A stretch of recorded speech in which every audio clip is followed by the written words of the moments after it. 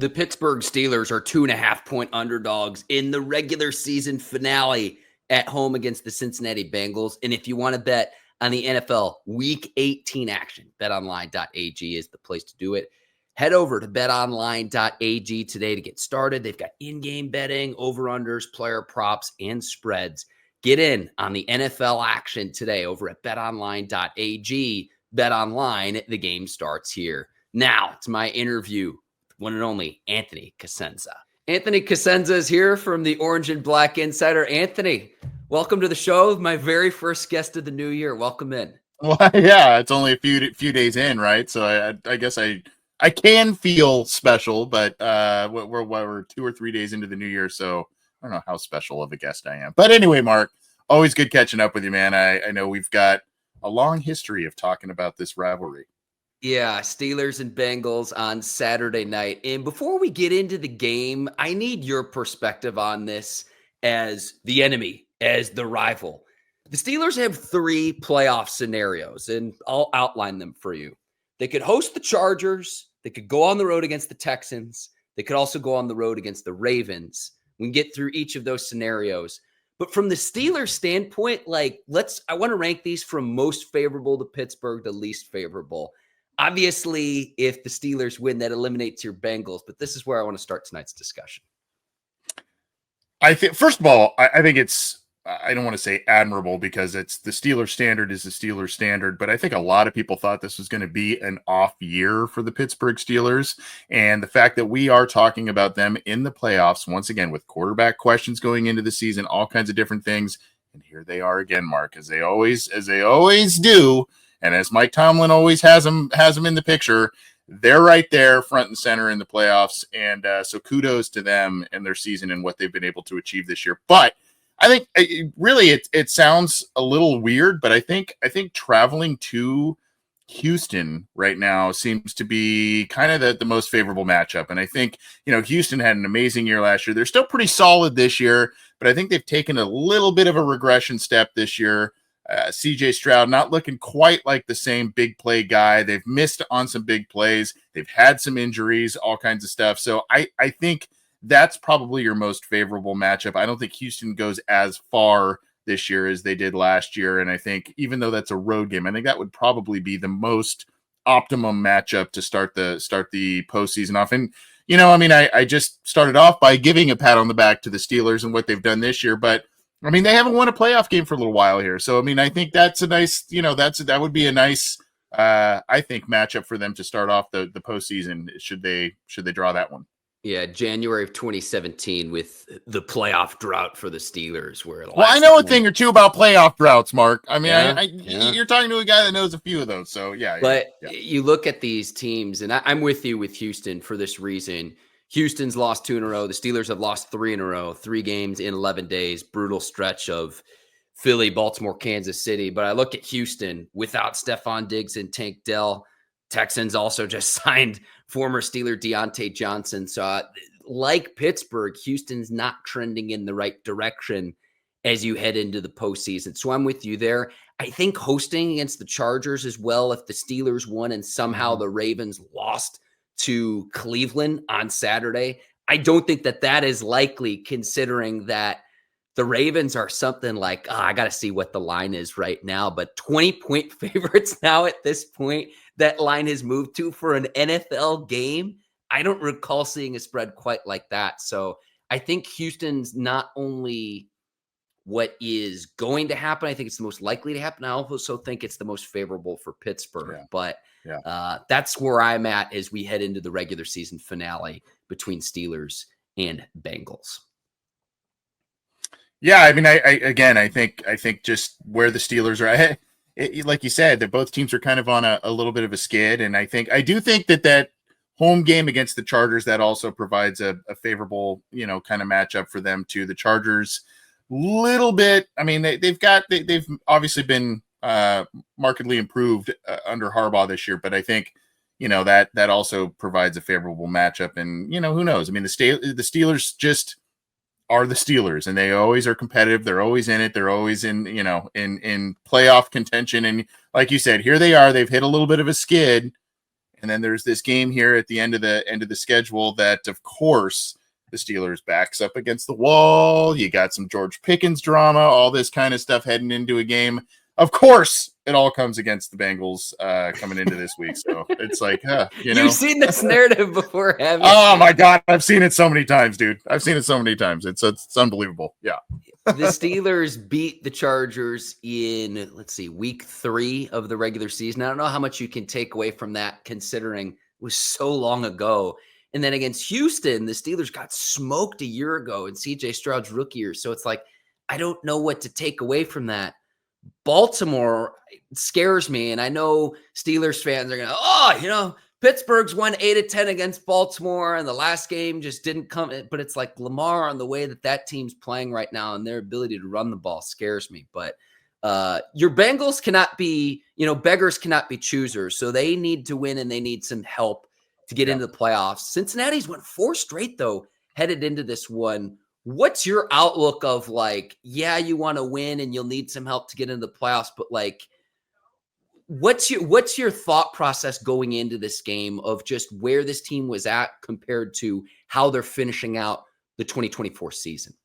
It's funny when they were 4-8, everybody's talking draft picks and, free agency for the next year and what the team needs to do. And, it's pack it in time. Right. And then they win 4 in a row. They get a tiny bit of help. And all of a sudden it's very slim that they get in their chances, but I mean, they are alive technically for the playoffs. And so now it's like, hey, this is a little more fun talking about how they could get in and how they would get in. And look, maybe I'm a little biased here, but I think if you're talking about, yes, the Colts were eliminated, but they were in it up to last week. I mean, if you're talking about an AFC playoff bracket with Mahomes, Lamar Jackson, Russell Wilson, and Josh Allen, I mean, all these stars, CJ Stroud, former number 2 overall pick. I think the casual NFL watching world would probably like to see Joe Burrow in the playoff bracket with all of those names, as opposed to maybe Anthony Richardson and, or Tua. I don't want to be, Tua's a high pick too, but I feel like that would be kind of good for the league to have all of these big name quarterbacks in the NFL. But regardless, the Bengals do need help. And it's a little bit of a small miracle that they have made it to this point where they are still alive into this final week of the season, based on really how many things have gone wrong. And earlier in the season, it was at one point they were 1-7 in one possession games, Mark. I mean, it just was not going their way at all. And so now here they are, and they've got, it's kind of take care of your own business, hope for some help, and let's see what happens. I'm curious to know, what the Steelers strategy this Saturday is going to be. And of course, Mark, as we all know, and we've seen so many times, the Bengals and the Steelers in prime time doesn't often go Cincinnati's way. Unfortunately, they have flexed this now into prime time. So, what's going to give, I guess, at this point going into this Saturday. The Steelers, the schedule makers did them no favors, and you knew going into the year they'd need to stack wins on the front half of the year, because it's like you play Philly on the road where you haven't won since 1965. You then play Baltimore on a Saturday, and then you play on Christmas Day. So you go from Saturday to Wednesday against the Chiefs, and it's like those 3 games are tough enough as is alone, let alone those 3 opponents, which are all right in contention to win a Super Bowl this year. If they're not right there, I would argue otherwise. I'd throw Detroit in there and Buffalo in that conversation too. Let me land the plane here, Anthony. I'm going to outline the playoff scenarios and then bring this back full circle. Bear with me here for just a second. So most likely scenario here for the Steelers is playing Houston in the wild card round. So if the Ravens win against the Browns, which is going to be played before this Saturday night matchup between Steelers and Bengals, the Steelers would then play Houston. And if the Ravens win, now, if the Steelers remain, they have to remain ahead of the Chargers to play Houston in the wild card round. The Steelers win against the Bengals and the Ravens somehow lose to the Browns, then the Steelers would host the Chargers. But then the third scenario would be if the Steelers lose and the Chargers win, then Los Angeles would move up, and then the Steelers would fall to the 6th seed and potentially play the Bengals. So let me land the plane here, though, when it comes to Cincinnati of potentially getting in. And I'll go through their scenarios in a minute, too, of having to win over the Steelers, a loss by the Broncos, and either a loss or a tie by the Dolphins. If somehow the Steelers did lose this game and the Bengals got into the playoffs with the high-flying offense with Joe Burrow and company, the one silver lining I would say would be this. Potentially Cincinnati against Buffalo. I don't see any other team that can knock off Buffalo. I don't think Pittsburgh could knock off Buffalo. With the Bengals offense, if they got hot with Chase and Higgins, I think that's one team that has a legitimate shot in the AFC to knock off the Buffalo Bills. I mean, other than some of the other top seeds, you're talking Kansas City, Baltimore, maybe a team here or there. But when you're talking about that first matchup against the Bills on the road, Bengals did it before in the playoffs, in 2023, Anthony? So that's where I'm going to land the plane, where if the Steelers did lose this game, getting Cincinnati into the playoffs is actually to their benefit because I don't want to play the Buffalo Bills in the playoffs. Maybe I'm an idiot. Maybe my own listeners and viewers will make fun of me there, but that's my logic in going through all the different scenarios when it comes to what's going to happen with this regular season finale. So a lot to digest there for sure, but sorry, I'm going to say no. Yeah. It actually helps me, man, because it gives me a nice refresher on where things are with everything. But I don't want to be that guy, that biased guy. But you said you just kind of mentioned I don't want the Steelers to play the Bills, right? That's what you just mentioned. I don't know. I mentioned that the NFL watching world would like to maybe see Burrow in there with all these other quarterbacks. Definitely. I don't know that a lot of those teams want to see Burrow in this offense right now in the playoffs should they make it in. Bengals have had Buffalo's number for a while now with Josh Allen, and it's been, the last, granted, one was that game that was cut short with the DeMar Hamlin injury issue that was very scary, but really had that one continued the pace that was on, we're talking about the last 3 games that the Bengals have faced the Bills that they would have won, including that one snowfest in Buffalo in the postseason on the road. So there's that. We've seen what Burrow can do against Mahomes and the Chiefs and all of that. That being said, we're talking about they've gone toe-to-toe with Baltimore. That it was a 1-possession game against Pittsburgh when they played previously here. So, there's a lot at play here. Granted, still, we're talking about 1 loss against the Steelers, 2 losses against the Ravens, a loss against the Chiefs, despite penalties and wacky overtimes and all kinds of stuff. They still don't have the resume this year that they've had against those teams in years prior, but still, you're talking about a team that's won 4 in a row. You're talking about a team that's starting to play its best football right now. If they do sneak in, I do think the Bengals can make some noise. I think, quite honestly, their worst matchup that they can draw is against the Steelers. They just do not match up well against the Steelers. So I think, for me, if you're saying as a Steelers guy, I don't want to play the Bills, I don't really want to play the Steelers in the postseason. I would rather play the Bills, maybe even the Ravens, but the Bills and the Chiefs, etc., quite honestly. Hey, beggars can't be choosers. And I know there's going to be one year where eventually a 7 seed goes on a magical run and wins a Super Bowl. It took a while to get to a 6 seed to do that. The 05 Steelers were the first team to do that. We're going to have a year where that happens, Anthony. I promise you. Well, I agree with you, and I just can't believe you told a Bengals guy. You talked to him about the 05 Steelers team, Mark. I mean, come on. Do we need to bring Kimo von Oelhoffen on the podcast too? I mean, what are we doing? Come on, you're killing me. I'll say this. If Pittsburgh goes into the playoffs on a 4-game losing streak, I don't care who they're matched up against. It just does not bode well. Because for me, it's not so much the struggles of the offense where you had a 3-game stretch without George Pickens. And there's some sentiment out there in the ether that says, oh, well, let's start Justin Fields now instead of Russell Wilson, which is a bunch of nonsense. My bigger concern with Pittsburgh is this, and it's the defense. If I'm going to be real with you, against Philly and against Baltimore, you give up more than 400 yards of offense. Against the Chiefs, Kansas City could have had 400 yards of offense if they wanted to. They called off the dogs. They finished with 389. This vaunted Steelers defense, I haven't seen it for the last 3 weeks during this losing streak. And the get right game against Cincinnati several weeks back was, well, Cincinnati's defense isn't that great. It's not that up to snuff. I understand all that. I expect Pittsburgh's offense to be able to produce in this game.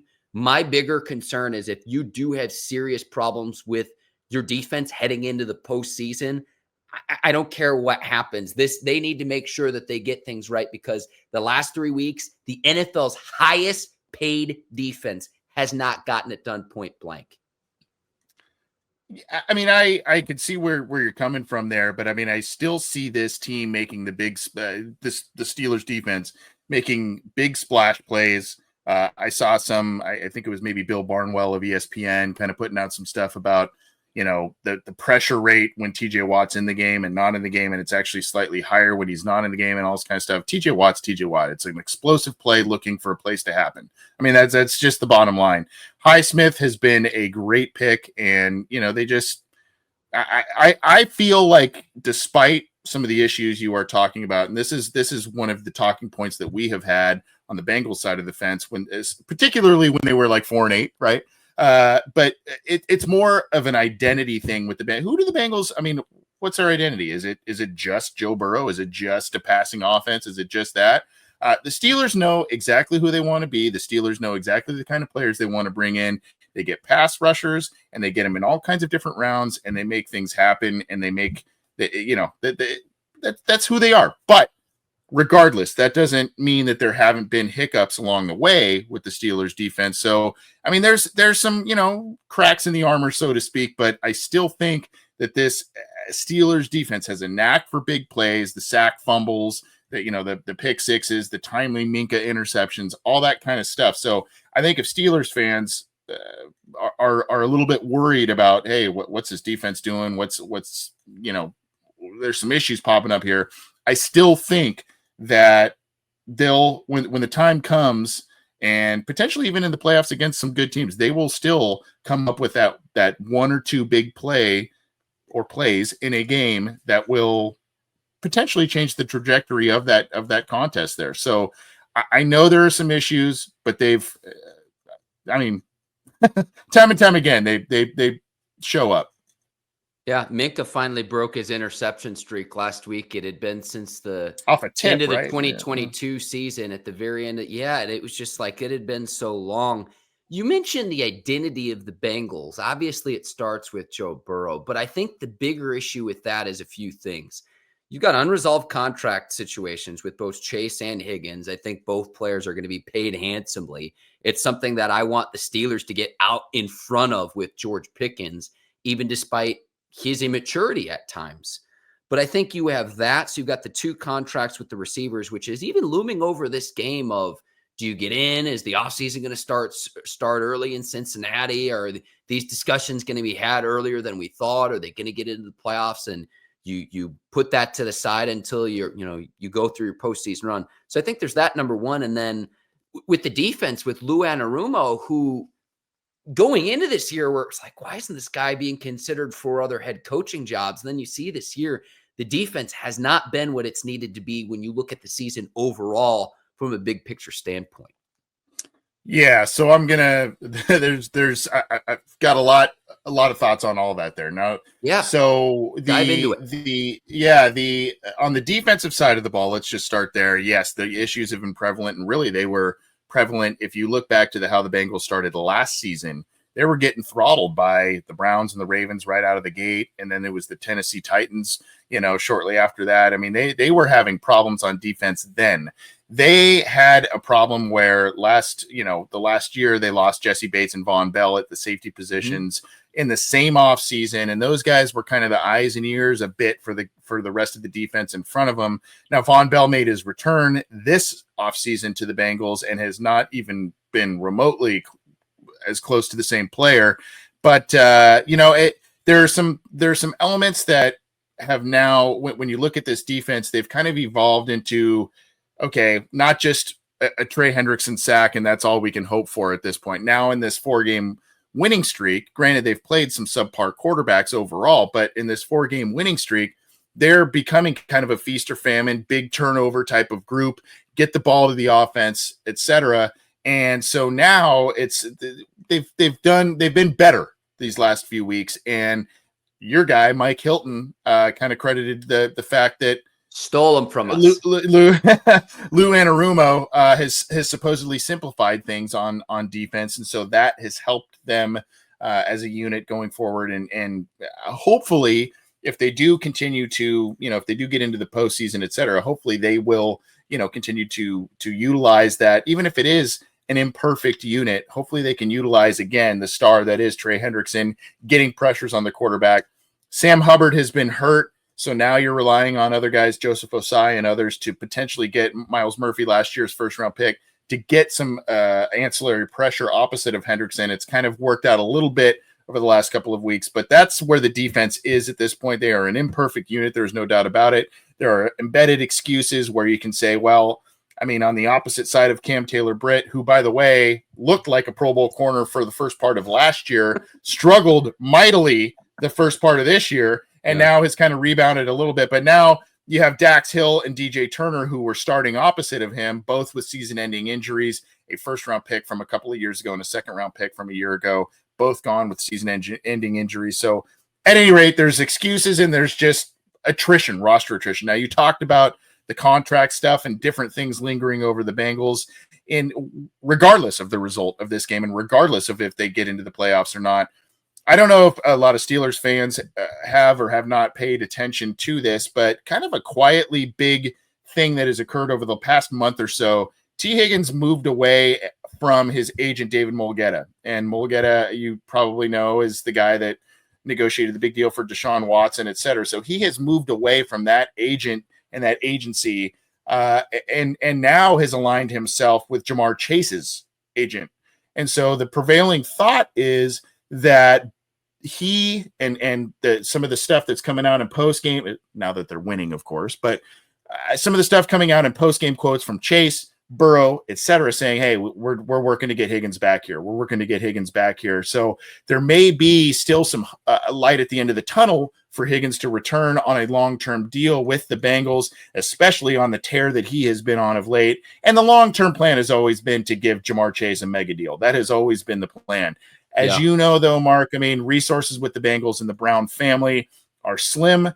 Some people call it a cheap issue. I don't really look at it like that necessarily. It's a family-owned business that has not had the same amount of wealth or resources come their way as some of the other family-owned franchises, unfortunately, be it their lack of success, et cetera. So long-winded answer. I apologize. Wanted to cover all of that.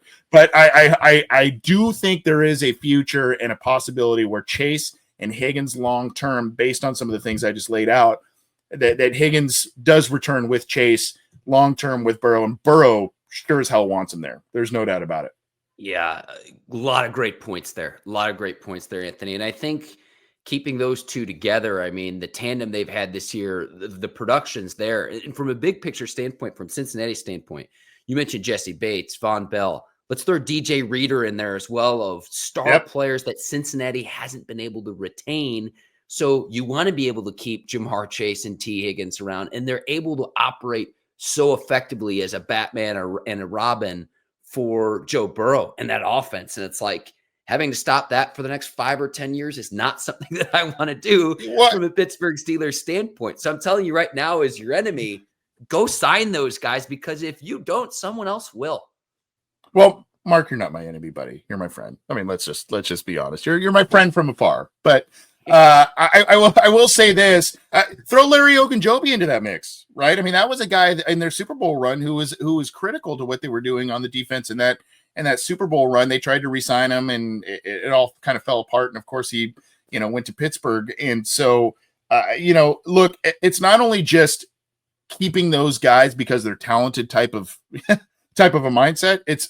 It's sending a message to the locker room of, hey, you play well, you're rewarded, and you're going to stay here, right? I mean, and I feel like a little bit to your point about not securing a deal for Chase and Higgins before this offseason, a long-term deal for either one of them. I feel like there might have been a little bit of a trickle-down effect of, man, what's our incentive? What's our, if they're letting Jesse Bates walk out, if they're letting DJ Reader walk out, if they're letting Larry Ogunjobi walk out, all these guys walk out and they didn't re-sign T, didn't re-sign Chase. What's our incentive to really get our next contract here. And that, unfortunately, I don't want to speak for anybody, but it kind of felt like that was a little bit of an opinion kind of permeating through the locker room a little bit this year. It has since dissipated, but I think the Bengals probably have heard from a lot of people saying, yeah, we probably should make a big push to re-sign some of these other guys that are threatening to walk out of the door. Yeah, I became aware of Tee Higgins almost 10 years ago. I started my career in Knoxville, Tennessee. So Tee Higgins went to Oak Ridge High School. And I remember all the Vols fans were just livid that he chose Clemson instead of going to Tennessee. So he chose one orange school instead of the other. And then he gets drafted by the Bengals. And he's had a fine career thus far in Cincinnati. Yeah. But I was aware of his talents very early on because you pop on some of that high school tape. Oh my gosh, it was like the men amongst the boys. Yeah, and I've seen some clips of him playing basketball in high school too, where kind of a similar deal too. I mean, he's got I feel like he's kind of a little bit like AJ Green light. It's the same build, the same tall, thin build. He doesn't quite have the speed that AJ had, the 4.4 speed that AJ Green had, but the catch radius, the big hands, just the size mismatch and all of that. And he's a good kid. He's a good guy. And he sounds like he actually wants to be in Cincinnati. It's just kind of like, hey guys, let's make this work. He wants to be with Joe Burrow. He doesn't mind being quote unquote second fiddle to Jamar Chase because he's still putting up a lot of stats and a lot of, he's a productive player. So we'll see what happens. I mean, I know him well. I do think that also their relationship, Burrow and Higgins, goes back prior to the NFL draft, where they worked out in my neck of the woods in Southern California with Jordan Palmer. He puts on that QB summit, and it was kind of a weird year, obviously, with COVID that year. But they worked out together before they were drafted. And I tend to think that Burrow, once being drafted by the Bengals, said, get that guy if he's available. I worked out with him, and yeah. Why not? All right, the final topic of the show that I want to get to is, I don't want to get out ahead of the offseason, but I got to ask you this. The Steelers have a big decision to make this offseason because Russell Wilson's contract's up along with Justin Fields. Who do you think the Steelers are better suited keeping for next season, so 2025 and beyond? It's so funny to me because so many people that, and not so much me to a certain extent, I thought the Steelers, like I said, might have taken a step back this year. They obviously didn't. And now they've got the best of both worlds. They've got like two guys that won games for them and were productive. So it's like, man, this was supposed to be their biggest question mark potentially this year. And now it's like a great problem to have. Immediately I go, well, Russell Wilson, they're playing well under him. They're in the playoffs with him. He's won the lion's share of the games and that sort of thing. But you also have to look at the age, Mark, the age of the quarterbacks. And I think that's a big, big factor. And for me, I think this is no franchise potentially in any sport, much less the NFL, exemplifies a solid culture, exemplifies consistency, and exemplifies competency more than the Steelers. And so I think Justin Fields, regardless of whether he was the backup this year or started some games or whatever the situation was, this is the perfect team in which he can thrive. I think that this culture, I think that, you've got Tomlin there. To me, it's just like, he was kind of in a chaotic situation. I know the Bears are one of the oldest franchises in NFL and all that kind of stuff.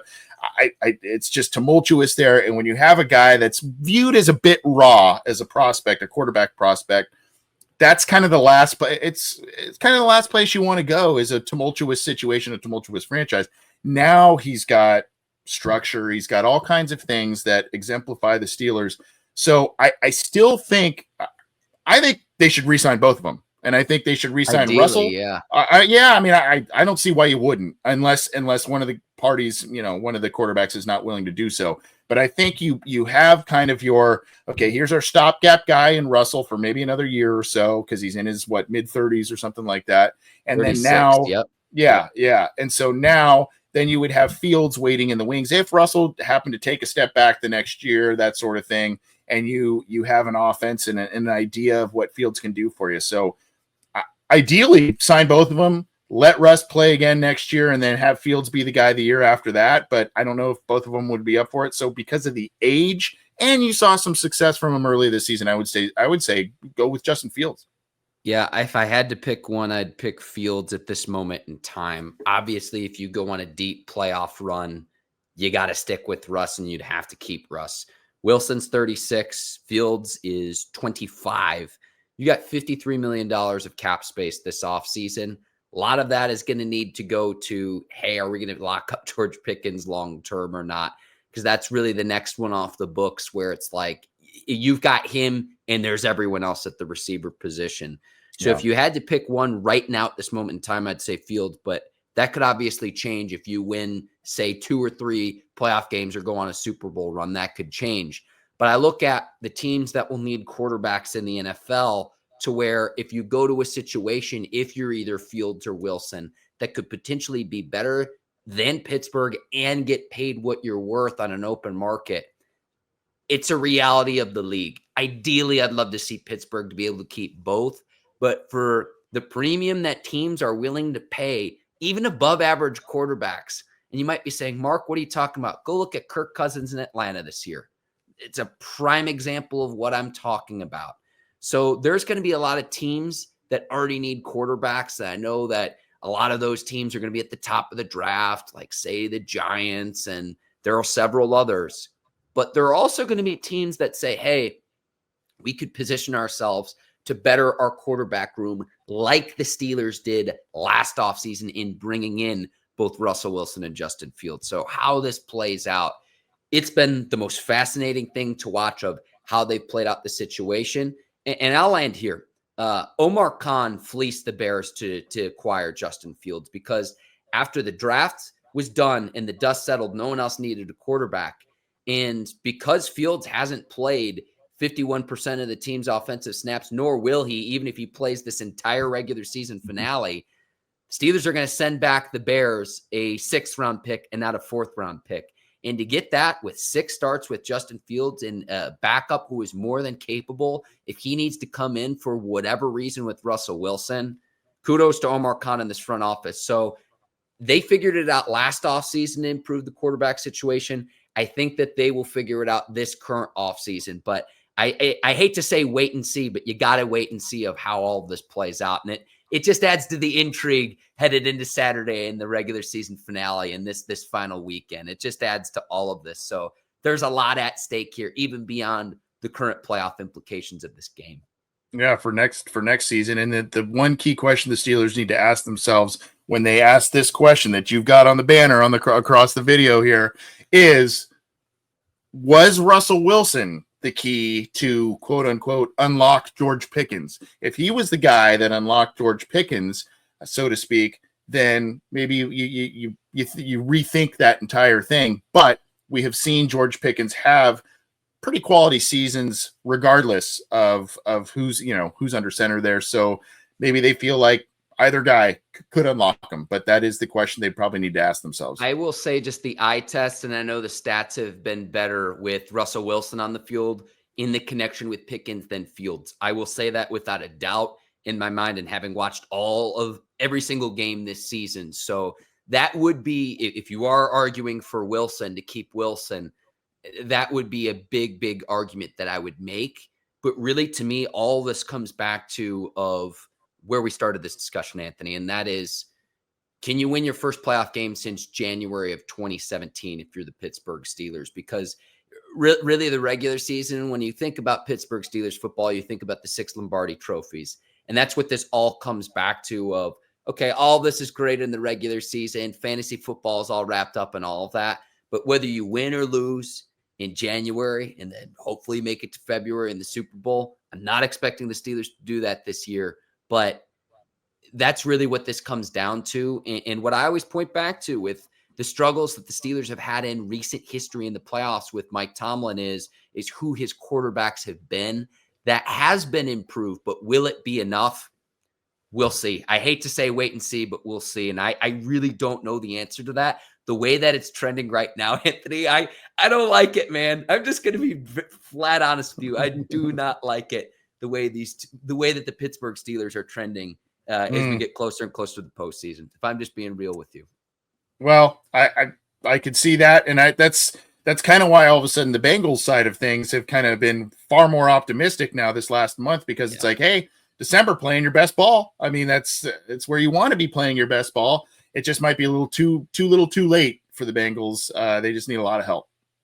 He's Anthony Cosenza with the Orange and Black Insider. Anthony, if there's anything you need to plug, the floor is yours.